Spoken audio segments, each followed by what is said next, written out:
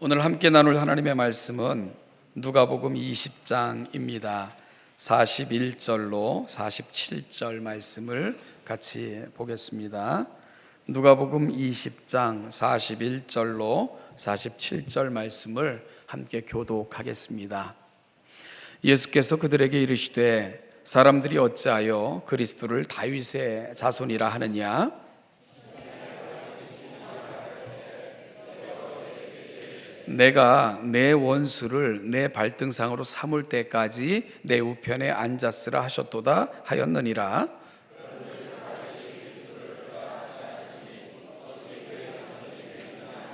모든 백성이 들을 때에 예수께서 그 제자들에게 이르시되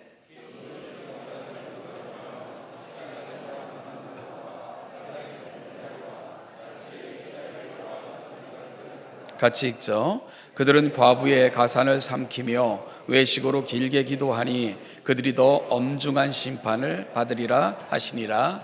아멘. 하나님께서 애굽에서 신음하고 있는 이스라엘을 구원하시고자 모세를 애굽으로 보내시고자 하셨습니다. 이에 모세는 극렬하게 저항을 합니다.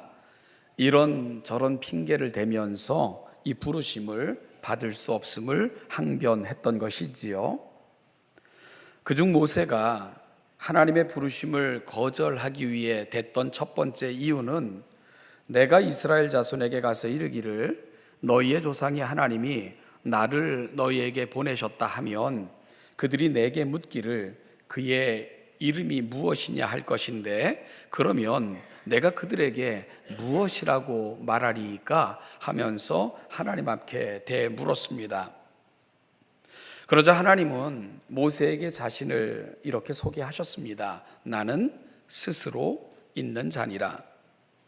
히브리어로 아흐예 아쉐르 아흐예라는 말인데요. 영어로는 I am who I am 이렇게 번역이 되어 있는 부분입니다. 하나님께서 모세에게 자신을 이렇게 알려주신 것입니다. 여러분, 그렇다면 나는 스스로 있는 자, 이 말이 갖고 있는 의미가 무엇일까요? 이는요, 나는 누구로부터도 기원하지 않았고 누구로부터도 증명될 필요가 없으며 존재 안 한 때도 존재 안 한 곳도 없는 영원부터 영원까지 온 세상에 편만한 나 하나님이야 하는 말로 하나님은 자신을 소개하고 계신 것입니다. 이 말이 참 중요한 것은 하나님께서 자신을 그렇게 소개하고 계신 그 시점과 관련이 있습니다. 하나님께서는 양을 치고 있는 모세를 찾아오셔서 그를 부르셨습니다. 그리고는 먼저 하나님께서 당신께서 하시고자 하시는 일을 모세에게 설명해 주셨습니다. 출애굽기 3장 7절 8절 말씀을 보면 내가 애굽에 있는 내 백성의 고통을 분명히 보고 그들이 그들의 감독자로 말미암아 부르짖음을 듣고 그 근심을 알고 내가 내려가서 그들을 애굽인의 손에서 건져내고 그들을 그 땅에서 인도하여 아름답고 광대한 땅, 젖과 꿀이 흐르는 땅, 곧 가나안 족속, 헷 족속, 아모리 족속, 브리스 족속, 히위 족속, 여부스 족속의 지방에 데려가려 하노라. 이것이 바로 하나님이 밝히신 그분의 계획입니다. 하나님께서는 애굽에서 신음하는 내 백성들의 고통을 아셨기에 이스라엘 백성들을 해방시키시겠다는 계획을 모세에게 밝히신 것입니다. 그리고 이 일을 위해서 모세를 부르셨다는 것을 설명하시면서 이제 애굽으로 내려갈 것을 명령하신 것이지요. 바로 이 부르심 앞에서 머뭇거리면서 모세는 하나님을 향해 나를 불러 애굽으로 보내시는 당신을 바로 그 백성들에게 내가 어떻게 설명하고 소개해야 됩니까? 하고 되묻고 있는 것이지요. 그런데요, 어찌 보면 이 질문은 매우 정당해 보입니다. 하나님께서 모세에게 나타나신 것은요, 모세 개인적으로 볼 것 같으면 광야로 버려진 듯한 세월 40년이 흐른 뒤 그의 나이 80이 되던 해였고요. 이스라엘 백성들의 입장에서 보면 무려 야곱이 애굽으로 가족을 데리고 내려간 이후 430년이나 지난 그 시점에 하나님께서 모세에게 찾아오셔서 이와 같은 일을 명령하고 부탁하고 계신 것이기 때문에 그렇습니다. 여러분, 이 오랜 세월 후에 갑자기 나타나셔서 애굽으로 가서 백성들을 데리고 나오라고 말씀하시는 것, 이해하기 힘든 요구인 것이 분명합니다. 그래서 내가 갑자기 백성들에게 내려가서 하나님께서 너희들을 데리고 나가라 하신다 하고 말하는 것, 도대체 그 백성들을 어떻게 이해시킬 것이고, 그리고 나에게 이러한 것을 부탁하신 당신을 내가 뭐라고 설명할 수 있겠습니까? 하고 모세가 항변하는 것, 정당한 이유가 있어 보입니다. 여러분, 그 모세의 항변의 이유에 대해서 하나님께서 어떻게 대답하셨다고요? 구구절절히 설명하신 것이 아니라 자신을 단순하게 설명하신 것입니다. 나는 스스로 있는 자니라. 여러분, 결국 이 대답을 통해 하나님께서 들려주시고자 하시는 답변의 진의가 무엇입니까? 나 하나님은 스스로 존재하며 누구로부터도 간섭받지 않고 누구로부터도 방해받지 않는, 내가 한 말대로 그대로 행하는 나 하나님이야, 이렇게 자신을 소개하고 계신 것입니다. 따라서 그들의 조상 아브라함에게 약속한 바를 아무리 애굽의 바로가 강하고 담대하다 할지라도 내 길을 막아설 수 없다는 것, 나는 약속한 바를 반드시 행하고야마는 하나님, 바로 나 하나님이야, 바로 그 사실을 하나님은 아주 짧게 나는 스스로 있는 자니라, 이렇게 대답을 하신 것입니다. 하나님께서는 하나님께서 하신 약속을 한 번도 잊은 적이 없고, 그리고 또한 약속한 백성들과 늘 함께 했으며, 나는 약속한 때가 되매 내 백성을 데리고 나가려고 너희에게 찾아가는 것이다. 이것이 바로 모세를 보내시면서 하나님이 들려주셨던 하나님의 이유이고 설명입니다. 여러분, 결국 나는 스스로 있는 자니라 라는 하나님의 자기 고백을 통해 들려주시고자 하시는 하나님의 진짜 대답은 뭘까요? 나는 약속한 이후 너희들을 한 번도 홀로 내버려 둔 적이 없단다.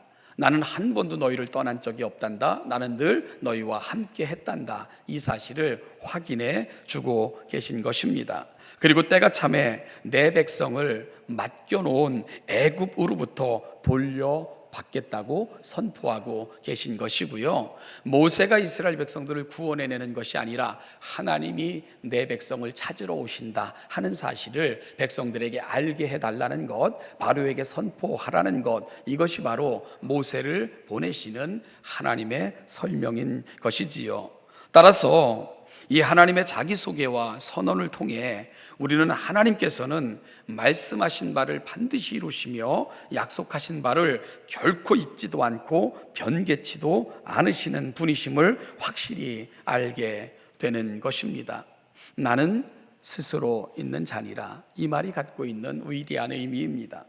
그런데요, 나는 스스로 있는 자니라, 이 부분을 이 성경 번역의 역사에서 히브리어 성경을 헬라어로 번역했던 시점이 있습니다. 70인의 학자들이 참여했다 해서 이렇게 번역된 성경을 70인역이라고 부르는데요. 여러분이 70인역에서는 나는 스스로 있는 자니라, 이 말을 어떻게 번역했는 줄 압니까? 헬라어로 에고 에이미로 번역을 했습니다. 에고 에이미는 영어로 바꾸면 I am 이라는 의미를 갖고 있습니다. 나는 존재한다. 그런데 어떻게 존재합니까? 스스로 존재한다 하는 말로 70인역은 이 부분을 해석을 한 것이지요. 그리고 먼 세월 후에 이 표현을 자신에게 그대로 적용하여 사용하신 분이 계십니다. 여러분, 바로 예수 그리스도이십니다.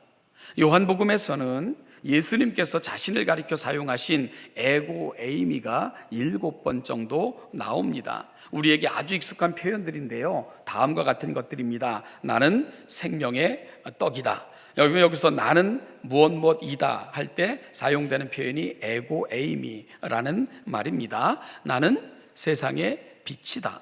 나는 양의 문이다. 나는 선한 목자다. 나는 부활이요 생명이다. 나는 길이요 진리요 생명이다. 나는 참 포도나무다. 여러분, 이 모든 표현이 에고 에이미로 자신을 소개하시는 예수님의 선언입니다. 여러분, 구약에 나는 스스로 있는 자니라에 해당되는 표현, 바로 70인역이 이 부분을 에고 에이미로 번역을 했는데 예수님께서는 자신을 에고 에이미로 선포하고 계신 것입니다. 예수님은 끊임없이 이 표현을 자신에게 사용하시면서 바로 이 땅에 오신 하나님이심을 분명히 선포하고 계셨던 것이지요. 자, 그러면 우리는 예수님께서 자신에게 사용하신 표현인 에고 에임이라는 표현을 통해서 무엇을 알 수 있게 되는 거죠? 여러분, 구약에서 모세에게 나타나셔서 나는 스스로 있는 자니라고 자신을 소개하시면서 이스라엘 백성들 가운데 직접 걸어 들어가셔서 그들을 가슴에 안고 실어 구원하신 바로 그 하나님, 여러분, 바로 구약에서 모세에게 찾아오셨고 그와 함께 애굽으로 내려가셨고 애굽에서 내 백성들의 고난을 알았기에 가슴으로 그 백성을 실어 나르신 그 하나님, 그 하나님이 바로 나다 라고 예수님께서 말씀하고 계신 것이지요. 구약에서 하나님은 애굽에서 고통과 고난 가운데 부르짖는 백성들의 소리를 들으시고 그 백성들 가운데로 찾아가셔서 그 백성들을 가슴에 안고 실어 나르셨습니다. 바로 모세를 통해 하나님은 그 하나님을 저와 여러분들에게 보여주셨습니다. 그리고 바로 그 하나님께서 바로 친히 그 백성들의 삶의 자리로 걸어 들어오신 것입니다. 육신을 입고 친히 인간이 되셔서 그 백성들 가운데로 찾아오신 것입니다. 그래서 이 땅에 오신 하나님을 하나님이 우리와 함께 계시다라는 뜻인 임마누엘로 부른 것은 그런 특별한 의미가 있는 것이지요. 그렇게 이 땅에 오신 하나님이신 예수님은 과거 애굽에서 종노릇 하던 이스라엘 백성들을 그 속박과 억압으로부터 구원해 내셨던 것처럼 죄에 눌려 영원한 사망 가운데 신음하는 백성들의 삶의 자리로 찾아오신 것이고요. 그리고 그 백성들을 구원하시고자 자신이 모든 죄의 저주를 짊어지신 것이고요. 십자가에서 우리의 모든 죄를 사하시고 가슴으로 그 백성을 살아 실어날라 하나님의 거룩한 의의 자리로 인도해 내신 것입니다. 나는 스스로 있는 자니라 그 하나님께서 저와 여러분의 삶의 자리로 친히 걸어 들어오셔서 과거 애굽에서 행하셨던 그 놀라운 일을 저와 여러분들 가운데서도 그리 행하심으로 저와 여러분들에게 놀라운 구원을 선물로 주신 것입니다. 그렇게 이 땅에 오신 예수님은 여러분, 저와 여러분들을 마치 애굽에서 구원해내듯 죄로부터 구원해내셔서 내 백성이라 인정하시고 내 백성의 자리로 그 가슴으로 하나 옮겨 놓으셨던 것입니다. 바로 이 땅에 오신 예수님의 이야기입니다. 그런데 참으로 안타까운 것은 다음과 같은 요한복음의 표현을 읽을 때입니다. 요한복음 1장 9절부터 11절 말씀을 보면 참 빛, 곧 세상에 와서 각 사람에게 비추는 빛이 있었나니 그가 세상에 계셨으며 세상은 그로 말미암아 지은 바 되었으되 세상이 그를 알지 못하였고 자기 땅에 오매 자기 백성이 영접하지 아니하였으나. 여러분, 요한의 아픔이 뭡니까? 이 복음서를 기록하는 요한의 가슴에 담겨진 슬픔이 뭡니까? 하나님이 자기 땅에 자기 백성들 사이로 걸어 들어오신 것입니다. 그런데 자기 백성이 자기 하나님을 버린 거죠. 자기 하나님을 외면한 것입니다. 자기 하나님을 영접하지 않은 것입니다. 바로 요한복음을 기록한 요한의 아픔이고 답답함입니다. 그리고 우리는 요 근자의 이 누가복음 마지막 부분들, 특별히 예수님께서 예루살렘에 입성하셔서 보여주셨던 사건들을 저와 여러분들이 다루고 있습니다. 여러분, 이제 이 땅에 오신 하나님, 그리고 우리를 구원하시려는 사역을 마치시고 십자가의 시간이 다가오고 있는데 그 백성들이 자기 땅에 오신 하나님을 어떻게 대하고 있었습니까? 우리는 누가의 기록을 통해서 그 사실들을 확인할 수 있었는데요. 예수님은 십자가를 지시는 그 마지막 날까지도 백성들 가운데서 그들에게 말씀하시고 그들에게 깨우쳐 주시고자 가르치시고 그 백성들 속에서 마지막 순간까지 일하신 하나님으로 누가는 소개를 합니다. 그런데 그 곁에는 온갖 어리석은 질문들과 모함으로 예수를 죽이려 음모를 꾸미는 자들이 끊임없이 넘쳐나는 것을 우리가 바라보면서 안타깝게 예수님의 마지막 행적들을 살피고 있지 않습니까? 그리고 결국은 거짓 모함에도 여러분 그들은 만족하지 못하고 거짓 증인들을 돈으로 매수하여 결국은 로마 관정으로 예수를 넘겨주고 거짓 증언으로 예수를 십자가에 내주고 죽이는 이러한 일들을 바로 자기 땅에 온 자기 하나님을 자기 백성들이라고 이름하는 그들이 이와 같은 일들을 저지르고 말았던 것입니다. 그것이 바로 이 땅에 오신 하나님을 대했던 그 땅 백성들의 모습이었지요. 오늘 본문에서 예수님은 자신의 정체성에 대한 분명한 말씀을 하고 계십니다. 예수님은 다윗의 고백을 인용하셔서 이와 같은 사실을 확인시켜 주고 계신데요. 시편 110편에서 다윗은 매우 놀라운 고백을 하고 있습니다. 그것은 장차 이 땅에 오실 메시아로 인하여 되어질 엄청나고 놀라운 사실에 대한 기록입니다. 그리고 고백입니다. 다윗은 이 땅에 오실 하나님의 위대한 일들을 성취할 그 메시아에 대한 일들을 미리 예언적으로 밝히고 있는데요. 여러분, 그 메시아는 분명히 자신의 가문을 통해 주어질 것을 다윗은 분명히 알았습니다. 그런데 자신의 후손으로 자신의 그 가문에서 태어날 아들이지만 다윗은 그를 무엇라고 고백하고 있습니까? 나의 주라고 고백하고 있다는 거예요. 내 후손이라고 고백하고 있는 것이 아니고요. 장차 우리 가문에서 하나님이 일으키실 위대한 주가 오실 것이다 하는 고백을 미리 다윗은 고백하고 있다는 거죠. 그리고 예수님은 바로 그 다윗의 가문에서 태어나셨습니다. 여러분, 그러면 예수님은 다윗의 자손이 되시지요. 그러나 다윗의 고백을 예를 들면서 자신은 비록 다윗의 자손으로 이 땅에 왔지만 그의 근본은 상고에 있고 그의 시작은 영원에 있다고 말씀하시면서 이 땅에 오신 하나님 메시아이심을 이와 같은 논종을 통해 예수님은 그 시대 백성들에게 증명하셨던 것입니다. 그럼에도 불구하고 이 예수님의 말씀 앞에 그들이 보인 반응은 여전히 자기 땅에 오신 그 하나님을 배척하고 말았던 것이지요. 올 여름은 참 무덥고 참 힘겨웠습니다. 저도 그 생전 처음으로 에어컨을 켜놓고 잠을 자야지만 겨우 잠을 잘 수 있을 만큼 참 많이 더웠던 것으로 이렇게 계속해서 몸에 이렇게 남아 있는데요. 그래서 빨리 그 신선한 바람이 부는 그 가을을 그리워했는지 모릅니다. 그리고 낮은 아직까지 좀 덥지만 아침 저녁으로 이렇게 불어주는 신선한 바람이 얼마나 좀 살 것 같이 느껴지는지 모르는 요즘인 것 같습니다. 여러분, 계절은 우리에게 분명한 답을 주고 있어요. 기다림은 단순한 기다림이 아니라 누군가는 일하는 시간임을 이 계절이 알려주고 있다는 생각을 해봤습니다. 지구는 하루 한 바퀴씩 자신을 자전시키고 그리고 1년에 한 번씩 태양 주변을 도는 공전을 통해서 새로운 계절을 끊임없이 저와 여러분들에게 만들어 선사하고 있는 것 아닙니까?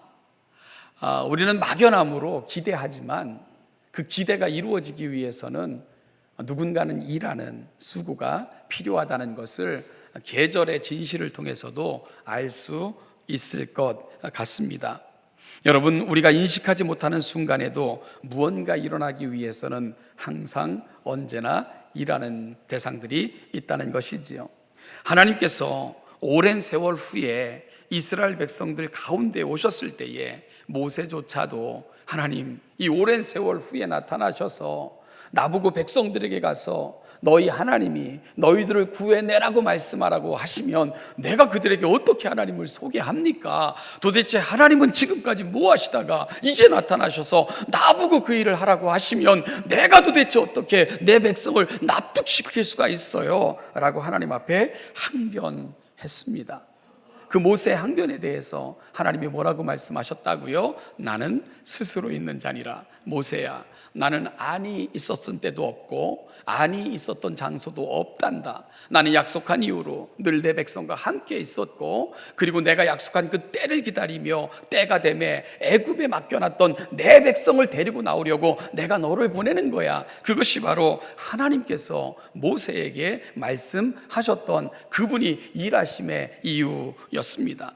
여러분, 하나님은 쉬고 계셨던 것이 아니고요, 이스라엘 백성들을 떠나 계셨던 것이 아닙니다. 하나님께서는 여전히 일하시면서 내 백성이 온전한 민족이 되기까지 기다리시며 아브라함에게 약속하신 그 때가 되매 내 백성 찾겠다고 애굽 바로 왕에게 가겠다고 선포하며 모세에게 말씀하고 계신 것입니다. 그것이 바로 나는 나야, 나는 스스로 있는 자니라. 그 누구에 의해서 누구로부터 누구 때문에 일하는 그런 하나님이 아니라 나는 나다. 바로 하나님은 그렇게 자신을 소개하신 것이지요.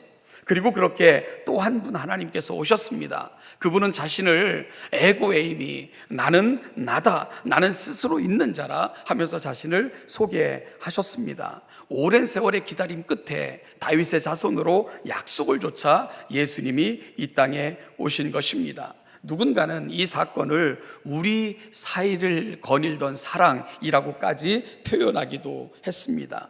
예수님께서 이 땅에 오신 그 사건의 의미를 설명하기 위해 히브리서 저자는 하나님께서 여러 시대 여러 모양으로 여러 가지 방법으로 말씀하시더니 그 모든 날 맨 마지막에는 아들을 통해 말씀하셨다고 감격스럽게 선언했습니다. 결국 이 땅에 오신 예수님은 오랜 시간 여러 가지 방법으로 이 세상에서 말씀하시며 일하셨던 하나님께서 최종적 이 세상의 구원을 위해 그 아들을 보내심으로 하나님의 위대한 일을 이 땅에 성취하신 것입니다.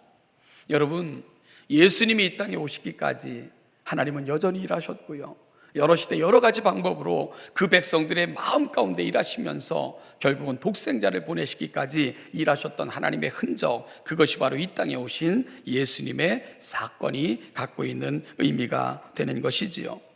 우리는 성경에서 또 한 번의 결정적 에고에이미를 아마 경험하게 될 것입니다. 바로 주님의 재림을 통해 완성될 새하늘과 새 땅에서입니다. 그때의 모습을 요한은 요한계시록 21장 2절부터 4절에서 이렇게 소개합니다. 또 내가 보매 거룩한 성 새 예루살렘이 하나님께로부터 하늘에서 내려오니 그 준비한 것이 신부가 남편을 위하여 단장한 것 같더라. 내가 들으니 보좌에서 큰 음성이 나서 이르되 보라, 하나님의 장막이 사람들과 함께 있음에 하나님이 그들과 함께 계시리니 그들은 하나님의 백성이 되고 하나님은 친히 그들과 함께 계셔서 모든 눈물을 그 눈에서 닦아주시니 다시는 사망이 없고 애통하는 것이나 곡하는 것이나 아픈 것이 다시 있지 아니하리니 처음 것들이 다 지나갔음이로라.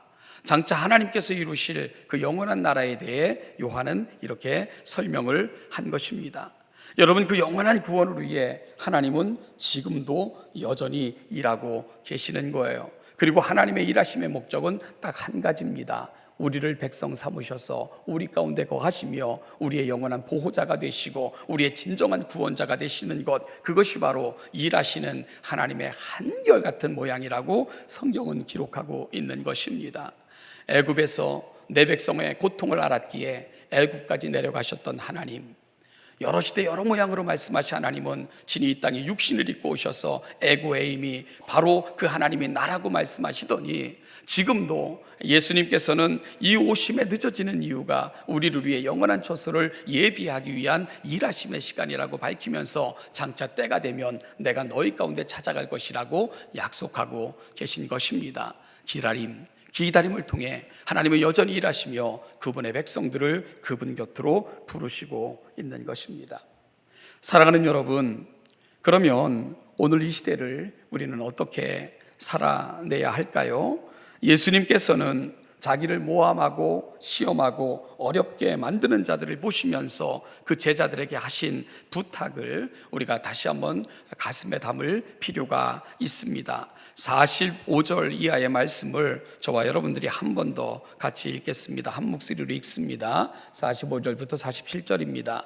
모든 백성이 들을 때에 예수께서 그 제자들에게 이르시되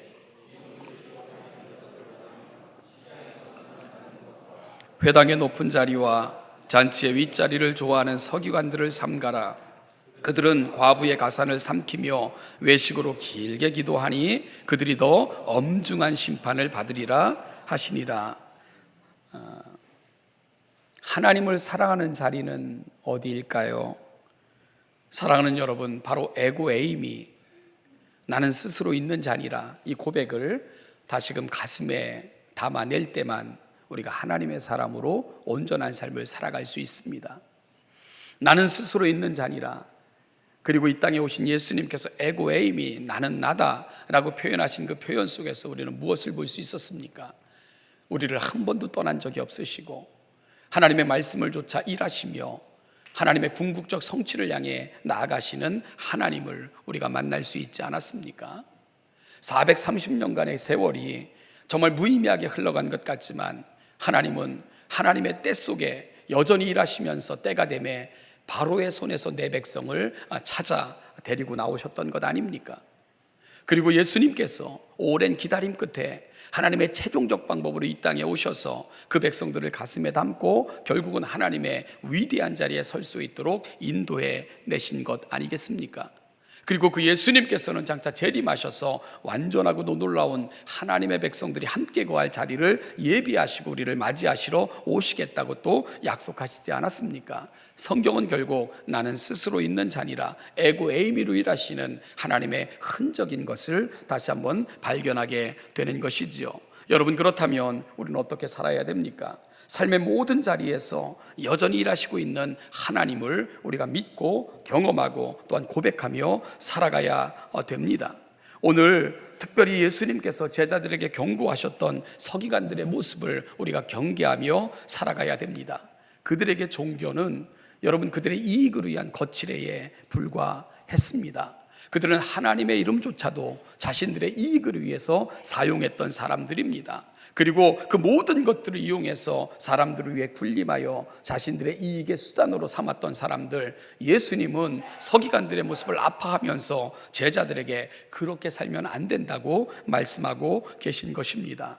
하나님이 통치하시며 지금도 일하시고 장차 영원한 나라에 우리를 불러주실 것을 믿는 사람들이라면 그렇게 살면 안 된다는 것을 서기관들을 바라보며 제자들에게 안타깝게 예수님은 말씀하고 계신 것입니다. 사랑하는 신원여담교 성도 여러분, 우리는 스스로 있는 자, 에고에이미로 소개하시면서 여전히 우리 곁에서 일하시는 그 하나님을 영접해야 됩니다. 여러분, 내가 그 하나님 계시다고 해서 계신 것도 아니고요, 안 계시다고 결정함으로 그 하나님이 안 계신 것도 아닙니다. 태양을 아무리 손으로 가려도 태양은 있는 것처럼 하나님은 누구로부터 증명되어지거나 인정되실 필요가 없으십니다. 우리는 그 하나님을 인정해야 됩니다. 그리고 그 하나님 앞에 겸손함으로 나아가야 됩니다. 오늘도 우리 삶의 자리에서 일하시고 통치하시며 장차 영원한 그 일을 성취하실 하나님, 그 하나님을 날마다 인식하는 가운데 하나님 앞에 겸손하고 경건하고 순종하며 살아가시는 모든 하나님의 백성들 다 되시기를 주님의 이름으로 축원합니다. 기도하겠습니다. 하나님 아버지, 은혜와 사랑을 감사합니다.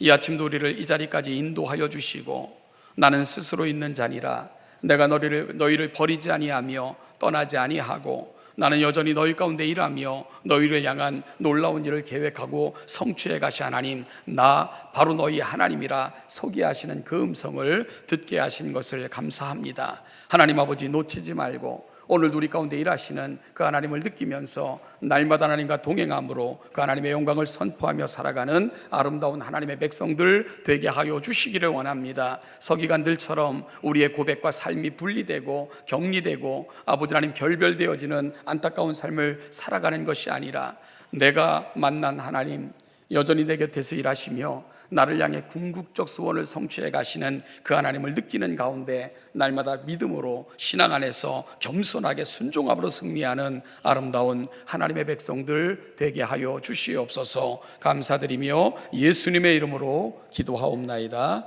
아멘.